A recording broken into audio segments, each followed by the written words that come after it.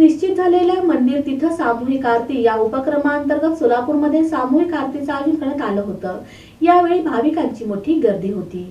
मंदिरांवरील तसंच मंदिराच्या भूमीवरील अतिक्रमणं तात्काळ हटवण्यात यावी या मागणीसाठी दर आठवड्याला मंदिर तिथं सामूहिक आरती करण्याचा निर्णय नुकताच शिर्डी इथं महाराष्ट्र मंदिर न्यास परिषदेत 1000हून अधिक मंदिरांच्या विश्वस्तांनी घेतला होता। त्याप्रमाणे या अनुषंगाने सोलापुरातील श्री वैष्णव मारुती देवस्थानात राज्यातील पहिली सामूहिक आरती मोठ्या उत्साहानं आणि भक्तिमय वातावरणात मान्यवरांच्या उपस्थितीत करण्यात आले। याबाबत अधिक माहिती मंदिर महासंघाचे राष्ट्रीय संघटक सुनील घनवट यांनी दिली।